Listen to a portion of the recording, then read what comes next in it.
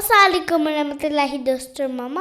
وعلیکم السلام ورحمۃ اللہ دوستو اور Shahnawaz. Welcome to our channel. Bisha, what will be reading today, Mama? دوستو اور شاہنواز، پتہ ہے آج ہم اللہ تعالیٰ کے فضل سے ایک نئی کتاب شروع کریں گے جس کا ٹائٹل ہے سیدنا بلال رضی اللہ تعالیٰ عنہ. اور شاہنواز ماما آپ کو بھی یہ پڑھ کے سنائیں گی اور ہمارے پیارے بچوں کو بھی سنائیں گی، اور ہمارے جو پیرنٹس سن رہے ہیں ان کو بھی سنائیں گی تاکہ وہ اپنے بچوں کو سنا سکیں کہ حضرت بلال کون تھے. تو پیارے بچوں، حضرت بلال افریقی نسل سے تھے اور وہ ایک حبشی غلام تھے، اور حضرت صلی اللہ علیہ وسلم کو ان سے بہت زیادہ پیار تھا اور اللہ تعالیٰ کو بھی ان سے بہت زیادہ پیار تھا. تو ہم یہ دیکھیں گے اس کتاب کو پڑھنے سے ہمیں پتہ چلے گا کہ کیا ایسی بات تھی حضرت بلال میں جس کی وجہ سے اللہ تعالیٰ کو اور حضرت صلی اللہ علیہ وسلم کو حضرت بلال سے اتنا زیادہ پیار تھا. اور شاہنواز ایسے ہوتا تھا کہ عرب میں غلام لے کے آئے جاتے تھے. غلام یعنی کہ جو انسانوں کو باندھ کر، جیسے بھیڑ بکریاں ہوتی ہیں نا، اس طرح سے انسانوں کو بیچا جاتا تھا، خریدا جاتا تھا. ان ایسے لوگوں کو کہا جاتا تھا کہ وہ غلام ہے.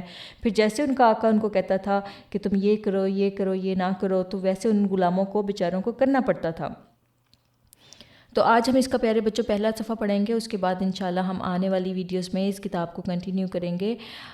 تو دیکھتے ہیں کہ کیا ہے. ٹھیک ہے، بسم اللہ الرحمن الرحیم. سیدنا بلال رضی اللہ تعالیٰ عنہ. تصنیف حسن محمد خان ایم اے، فرید احمد نوید، شائع کردہ مجلس خدام الاحمدیہ پاکستان. دیباچہ کہتے ہیں جو شروع کے جو انٹروڈکشن ہوتے ہیں نا ہلکا سا، اس کو کہتے ہیں.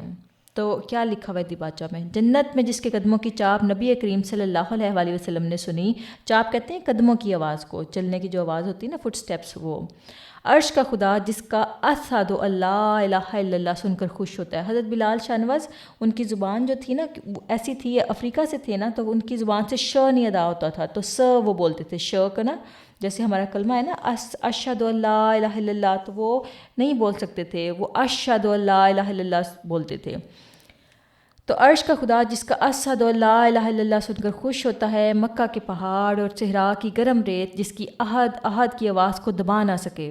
پتہ ہے ان کا غلام تھے نا، تو ان کا آقا ان پہ اتنا ظلم کرتا تھا کہ تم اللہ تعالیٰ کو ایک نہ مانو. تو حضرت بلال کہتے تھے نہیں، احد کا مطلب ہے ایک ہے اللہ، ایک ہے اللہ. اور جس حبشی غلام کو بڑے بڑے آقا اور سردار سیدنا بلال کہنے میں فخر محسوس کرنے لگے. اسی بلال رضی اللہ تعالیٰ عنہ کی زندگی کی ایک جھلک پیش خدمت ہے. بلال کا نام اس وقت تک زندہ رہے گا جب تک اسلام کا نام زندہ رہے گا، اور اسلام کا نام قیامت کے لیے زندہ ہے.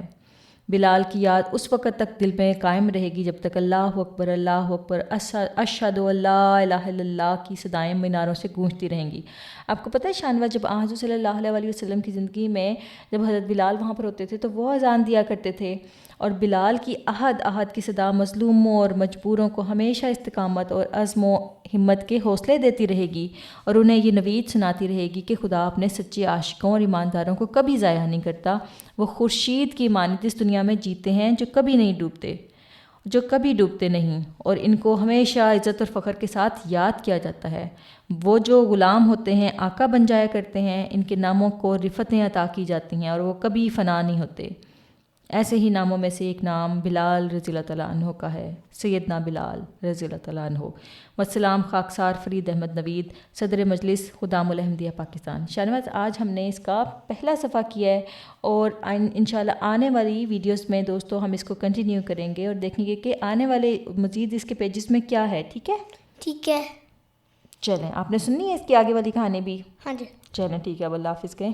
اللہ حافظ, and don't forget to subscribe our channel.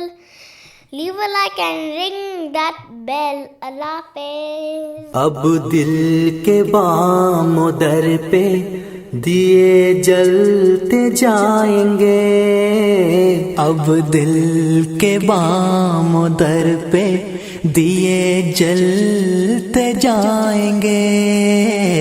عہد وفا کیا ہے ہم اس کو نبھائیں گے، عہد وفا کیا ہے ہم اس کو نبھائیں گے.